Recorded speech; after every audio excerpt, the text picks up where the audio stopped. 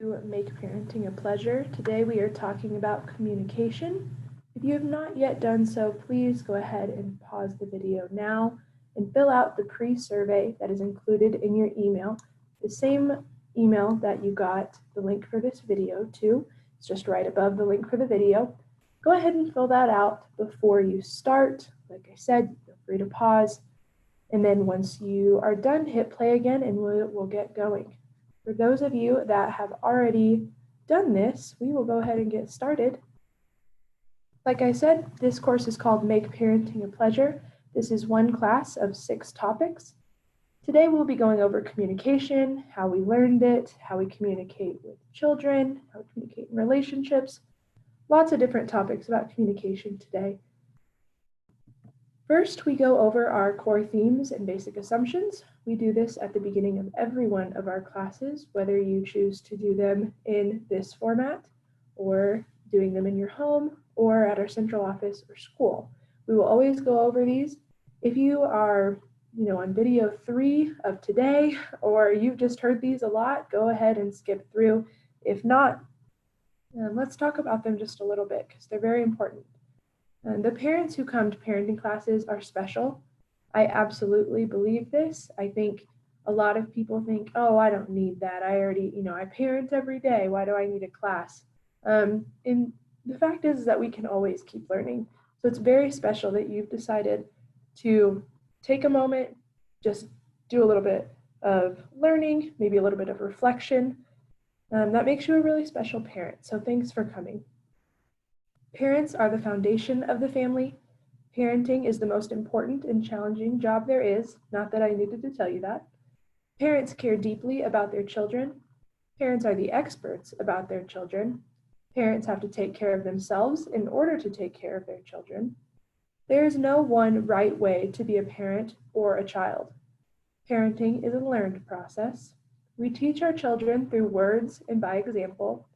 Every parent and every child is unique. It is important to build on strengths, and parents need a support network.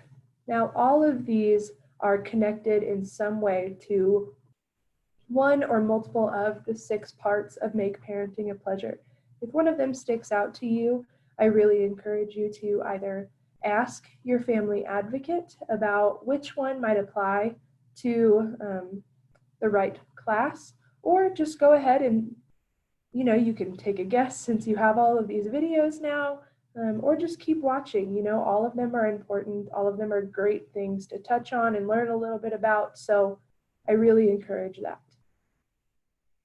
These are our group norms. These were written, of course, when we only did Make Parenting a Pleasure in person and in large groups.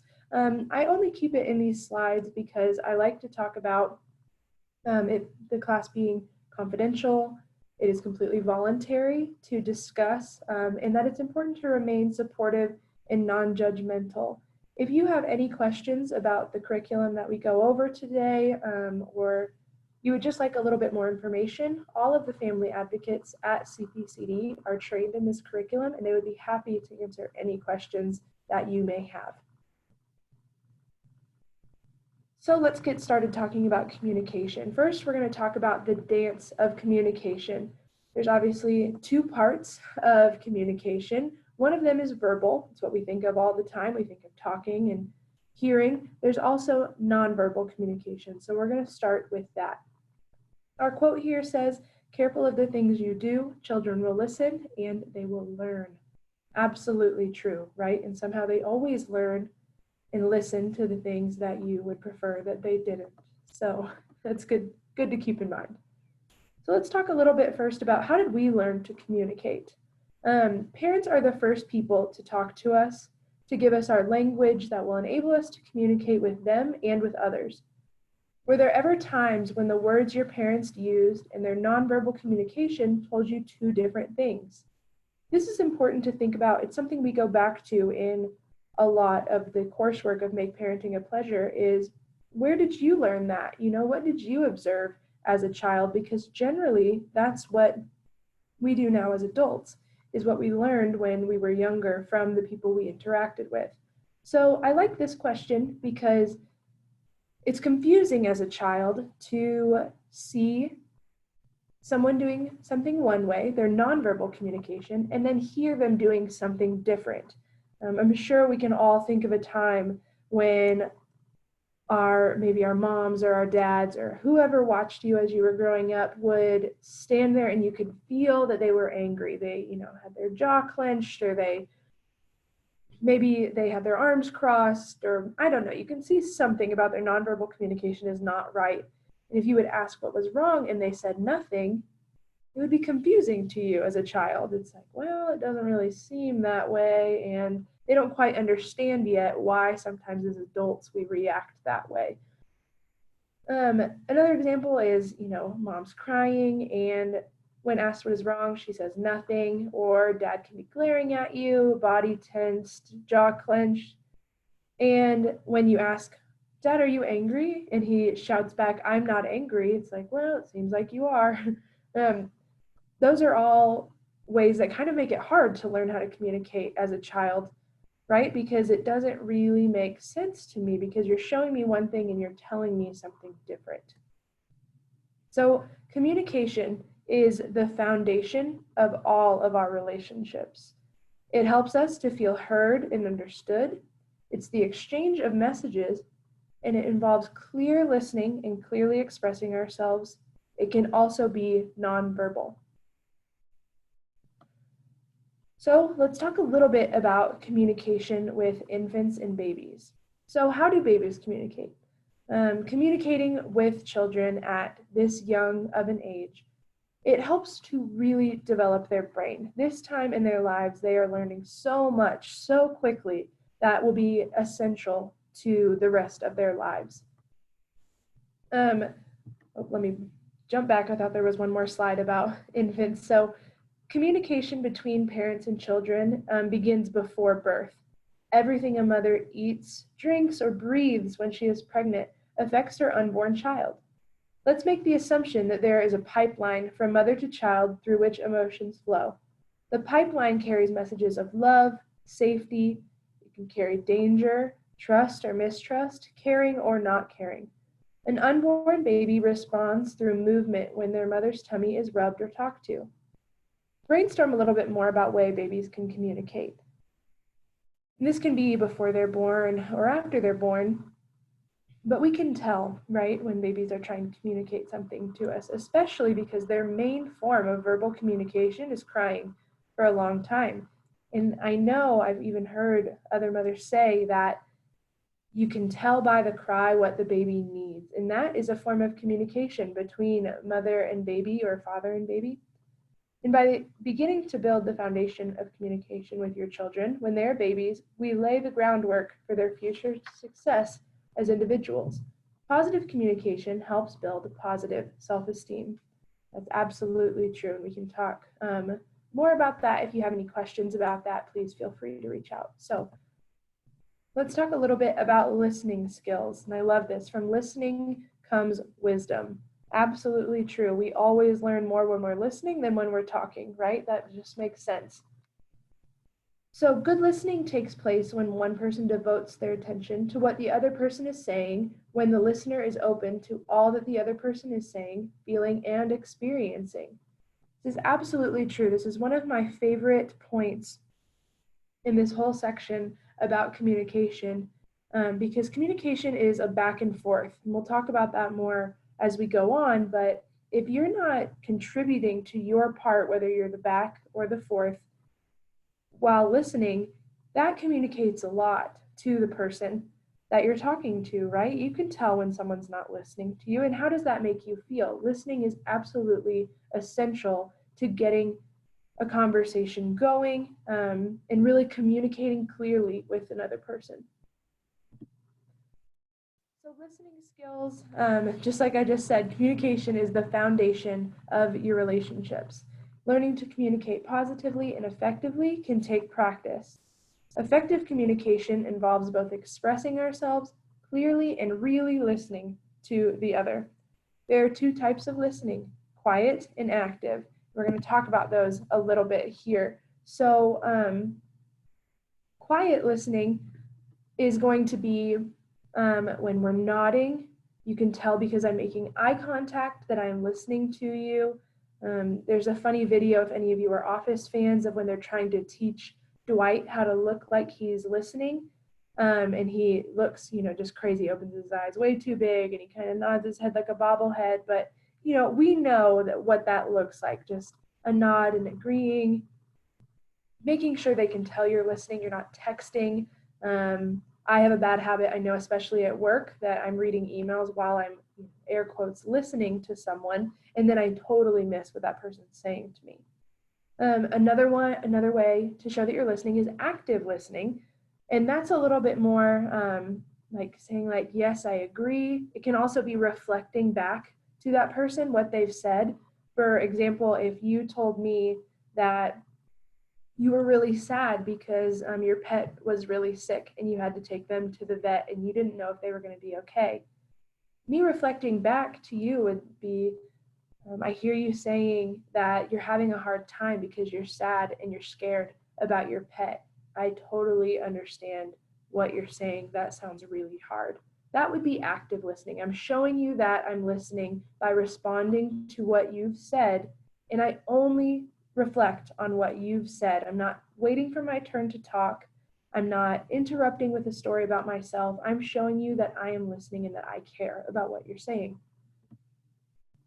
Good listening involves making eye contact, facing the speaker, keeping your own body relaxed. I thought that one was really interesting. I've never really paid attention to my own, maybe my body language. I'm not crossing my arms or, holding my hands in tight fists. I'm not doing that necessarily, but I've never thought about just keeping my own body relaxed and not taking away from what that person is saying by using my body to be distracting. I'm not, popping my fingers, and I'm not flipping through pages. I'm just relaxed. I'm just listening to what you're saying. Listen without trying to second guess or assume we know what the other person means or is going to say. This is a terrible habit of mine. It's a hard one to break, but I absolutely agree it's important. Good listening makes open communication possible. When communicating with adults, both people need to be heard. This is an absolutely great point, and we might go into this a little bit more later, but we'll touch on it right now because I just think it's an absolutely crucial point of talking about communication. When you are going into a conversation with an adult, whether it's lighthearted or it's going to be a challenging conversation, I firmly believe that people need to come up with what is the goal of this conversation. We've talked about this in a context of maybe having a conversation with someone that you have a hard time with. You argue, you don't see eye to eye. Maybe you've struggled in the past with communicating with this person, but it's someone that you need to be able to communicate with, right? We have coworkers that way, we have family members, even friends sometimes. We have to have these hard conversations, right? And it's absolutely important to go into it without just attacking or latching on to one thing about this person. You have to keep your goal in mind of what you want to be heard by this other person and do what it takes to have that person hear you. And a lot of times that means you can't go into it ready to attack, because if we think about that, if someone comes into a conversation with you and the first thing they say is attacking you, they say something mean about you, whatever it is, something that hurts you, you're not really listening anymore to what that person is saying. You're now in defense mode. If you're not cutting them off after speaking to you that way, you are already thinking of what are you going to say when they stop talking. That you're going to get them back because you're so angry about what they've done. You want to defend yourself. It's absolutely a normal reaction. So as you've learned a little bit about communication, I hope that you go into conversations now realizing that, if what you want to get across is maybe to a neighbor to stop giving your kid candy because they load them up with sugar and then they bring them home. Instead of going into it with, you're a terrible parent because all you do is give your kids junk, because now that parent is not going to hear anything that I'm saying to them. They're just going to wait until they can attack me back. Instead, going about it and saying, thank you so much for hosting my child. He has such a great time when he's over and he just loves your son, little Billy, whatever his name is. But something that he's really struggling with is taking in too much sugar. So I'm talking to every adult that he's around and just letting them know that if they could keep his sugar intake low, that would be very helpful for me and for him and for his behavior. That sounds like two completely different conversations, right? But if we are not going into the conversation with what our goal is, and that knowing that we want to be heard more than anything else, we don't want to hurt the other person because then they won't hear us. We want to be heard and our goal get accomplished in this conversation.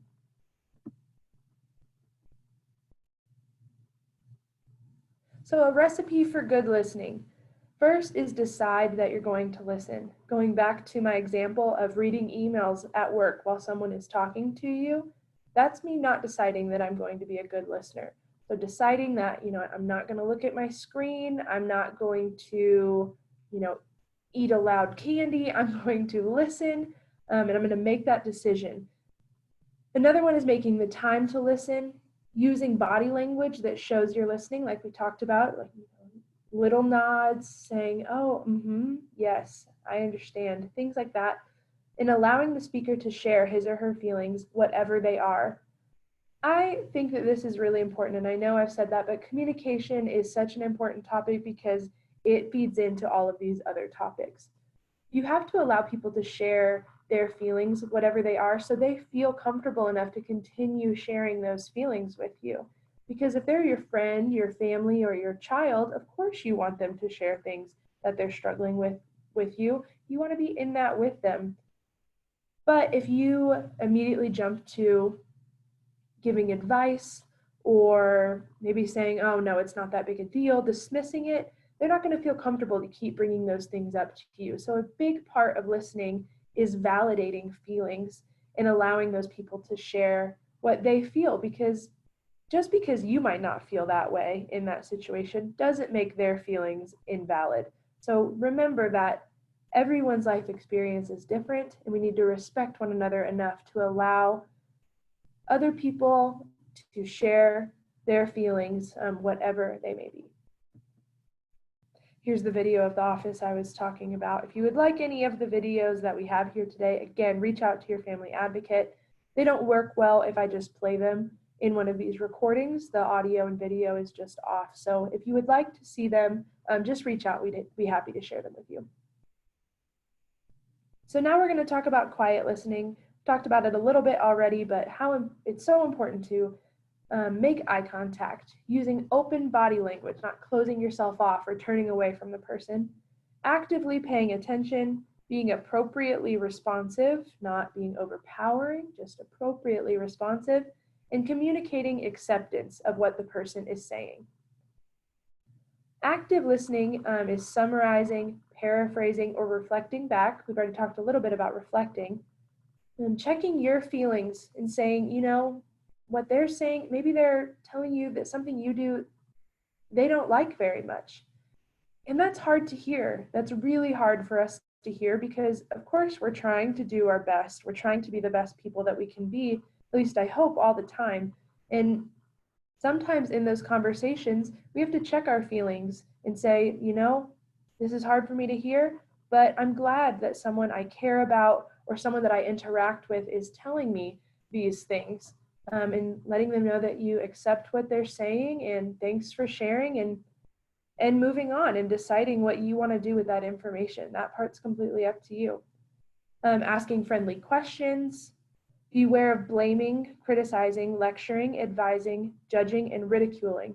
And that point absolutely drives home what I was saying earlier about if you start off a conversation with these things of blaming, criticizing, lecturing someone, they are no longer in a headspace where they are going to listen to you. And that's not what you want out of a conversation. You want to be heard. You want to get your point across and accomplish your goal.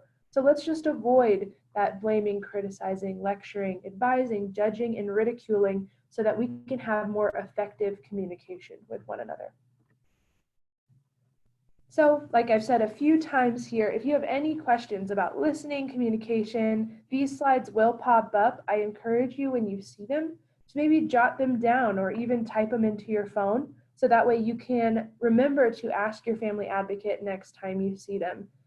These topics, they're loaded. There's tons of information that we could be going over, and we just kind of glance over what communication is and how to do it effectively. There's so much more that we could talk about and have a discussion on. So jot down your thoughts, your feelings, and your questions, and make sure that you have those conversations with your family advocate. So now let's talk about verbal communication. Sticks and stones may break my bones, but words will never hurt me. We hear that all the time, right? That's classic. So the wheels of communication. I really like this visual. A picture that communication is a two-wheeled bike. So just as two wheels are necessary for a bicycle to move, the wheels of communication move when we recognize that feelings are central and timing is critical. Feelings are central means that we try to recognize the other person's feelings. Adults and children communicate better and more openly when their feelings can be expressed, heard, understood, and accepted without judgment. Feelings are not right or wrong, they just are. Now, I want to stop on that for just a second.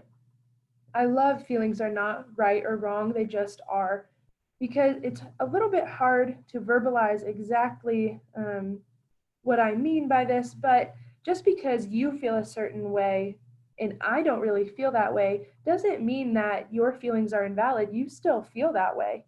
And your feelings are just as valid as my feelings. And I would hope that any friend, coworker, partner, anybody like that would agree that we don't have to have the same feelings and I don't have to feel what you're feeling for it to be important. It's important to me just because you are feeling it. And that's just something, I know that that's kind of a loaded sentence. It's another thing we could just go on and on and on about talking about. So again, jot down those conversations, that discussion that you would like to have, because I think that's a huge idea that is not very, very much agreed upon in our society right now. So please have that discussion, write down your questions. Timing is critical. You have to find the right time to communicate. If we or the other person are busy, tired, hungry, preoccupied, or experiencing intense emotions, it is probably is not a good time for communication. Absolutely true, right? If your kid is extremely exhausted and they have a stomach ache and they haven't eaten their lunch yet, it's probably not the time I'm going to take them to Walmart to buy groceries, right? Not a good idea. We all know that as parents. So keep that in mind, that it's the same with communication. If things aren't quite right, if someone's not feeling well, it's just not the best time to have a hard conversation or an intense conversation. This section is called Words That Work. This is in the packet. A lot of this information so far has been in our packet, but this is a little worksheet that we have in there. Again, I really encourage you to go ahead and print this out or at least look it over. It really summarizes our information well. So words that work, it's making good eye contact to get your child's attention, getting down so that you're at your child's eye level, use short sentences, speak slowly, use a pleasant tone of voice, choose positive words and phrases, and tell the children what we want them to do and what we like. So I'm going to break those down just a little bit. These are the words that work when we are trying to talk to our little humans, our little kids in our homes, or even just your little kids' friends or other kids in your child's classroom. It's very important to make good eye contact to get a child's attention. There's so much going on in a child's brain. There's toys, they have so much energy, and their brothers are laughing over there, and the TV's on. That's so much for such a little body, a little brain to process. So getting down on their level, their eye level, and looking them in the eyes and asking them, can you please look at me? I need you to look at me. I want you to look at me. Until they do, and then we know we have their attention. They have our attention and we have theirs. We need to use short sentences. Kids don't do well with these long, drawn out instructions or directions. They lose interest, they only hear bits and pieces, so using short and concise sentences is very important. Speaking slowly so that they can understand and really take in your words. Using a pleasant tone of voice, that's always important. No one likes to be yelled at. No one likes to be talked to like they're dumb or they're lesser than. And kids are the same way, even though they are learning a ton and they are children and you're the adult. That doesn't mean we don't need to talk to them in a pleasant tone of voice. Choosing positive words and phrases and telling children what we want them to do and what we like. This is something that we do in the classroom in Head Start all of the time. You might have noticed if you're in the classroom, there are some times that we say things in kind of an odd way. We don't tell a child that is running around the classroom, we don't yell, "Stop running." We don't do that because that's not going to be helpful for what we want out of that situation. Kids hear "stop running," and I know as parents you know this, but what do? They just keep running because they heard running. They didn't hear the stop. And I can't tell you why that is scientifically, but we all know it's true. So we tell children what we want in the classroom. Like we say, "Walking feet, please." Or we can say, "Oh, wow, I like so much that you're using your safe hands," which, means we like that you're not hitting. Don't hit your friends. But saying it in that positive way, in those positive words and phrases, telling the children what we want them to do and what we like.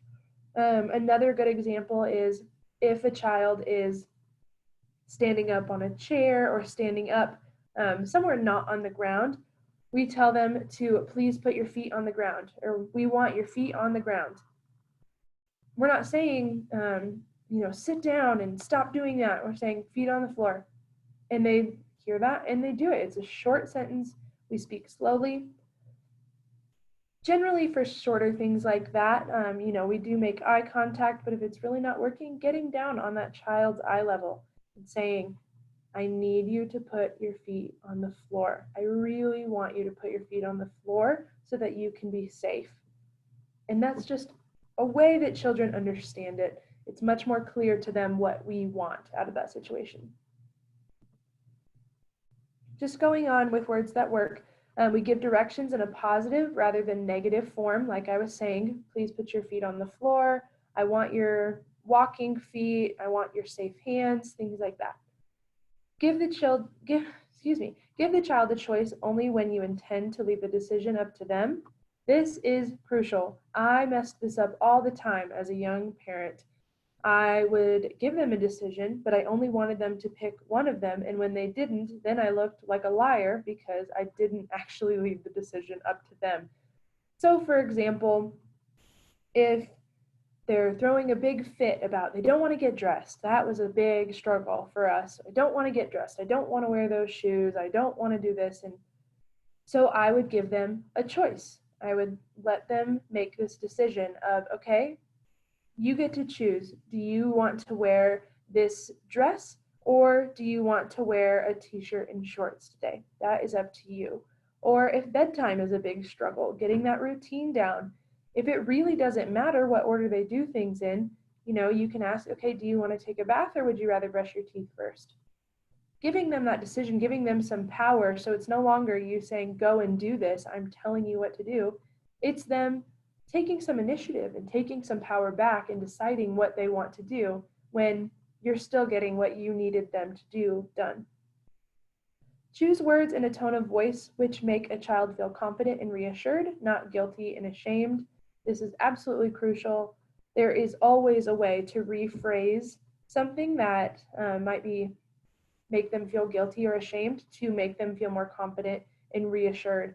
And that it might be hard, might not come very naturally to you. It doesn't come naturally to most of us, but it will lead your child to being more confident in themselves, more willing to come to you with issues in the future because they know that you're going to answer their question in a respectful way to them where they leave feeling confident and reassured rather than them feeling guilty, ashamed, and small. The last thing we want as parents is for a child to say, this bad thing happened and I'm so scared to go home and tell my parents. I don't know if this is true for everyone, but I know it's true for a big majority of us.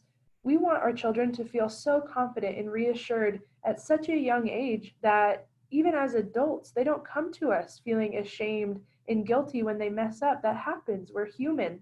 We're all learning. And so you can come to me and you can tell me those things and we will figure it out together. I won't make you feel belittled.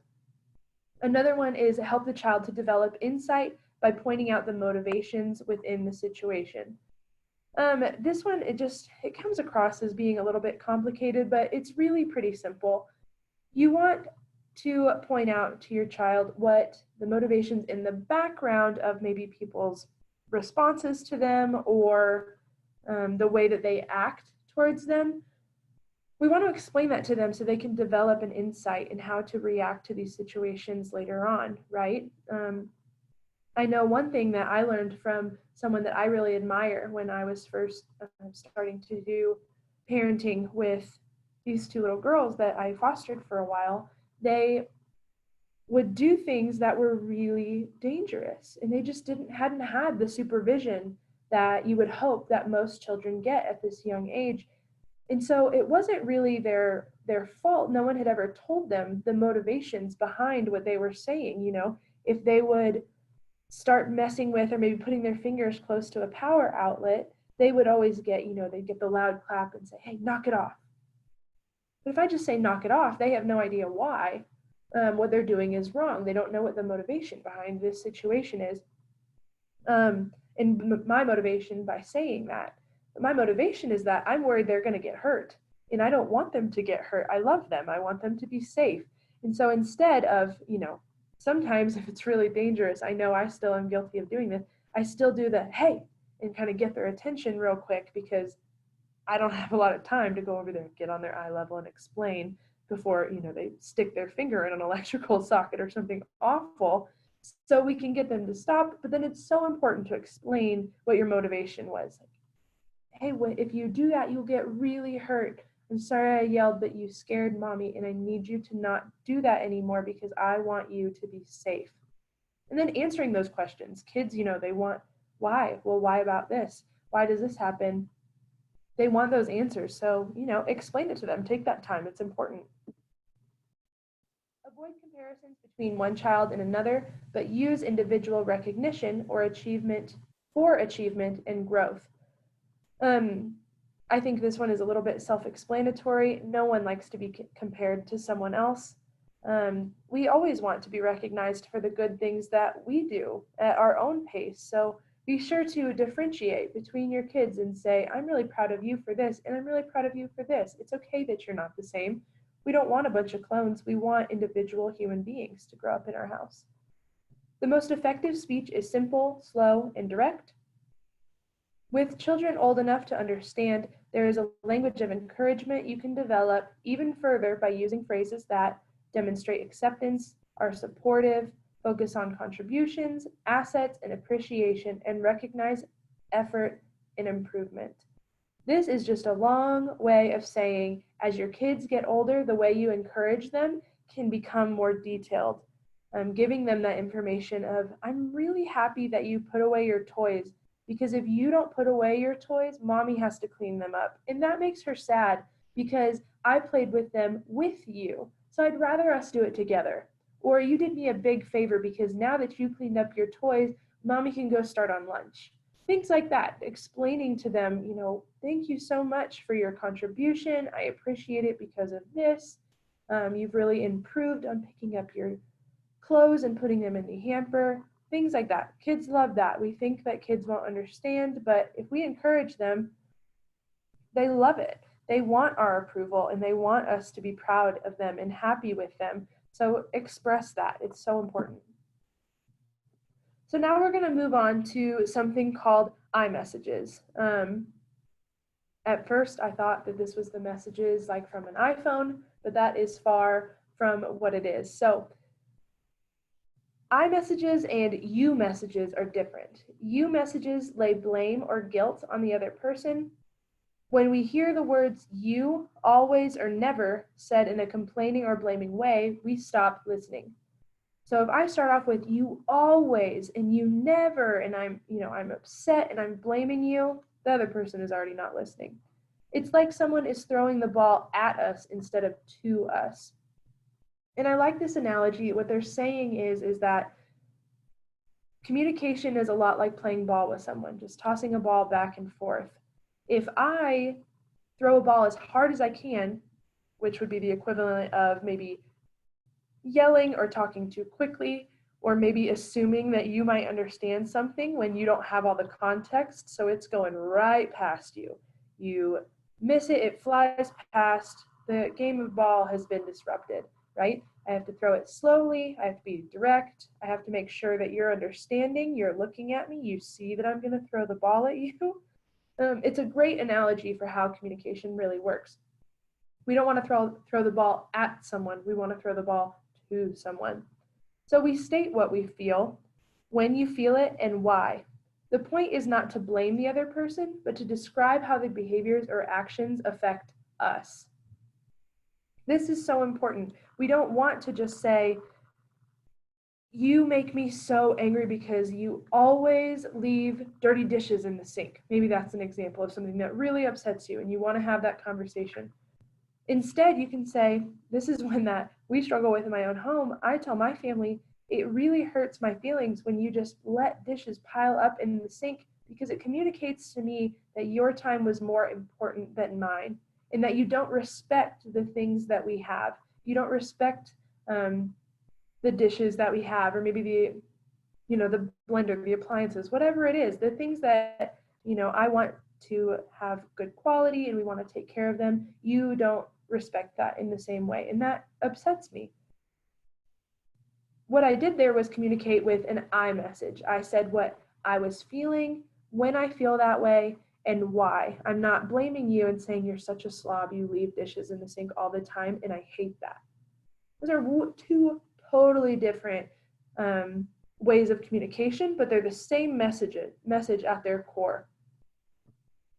So again, I really encourage you to write down any questions you have and ask them, have that conversation, because communication is so important. We do it all day, every single day, and it's something that we should all really strive to be good at. I also, one more time, want to encourage you to print out that handout that was attached to the email. It is so great. It has so many helpful things, especially this communication packet. I think it's really helpful. Be sure to complete the post survey. It was also included in that same email that we talked about earlier, where your video was linked. It's right below the link to the video. Just click on it and get that done. That way we can know how we need to improve and maybe different ways that we can offer this class or different points that we maybe need to make. We would love to hear back from you. So please, please, please get that done. Thank you so much for participating. I hope you enjoyed our time together.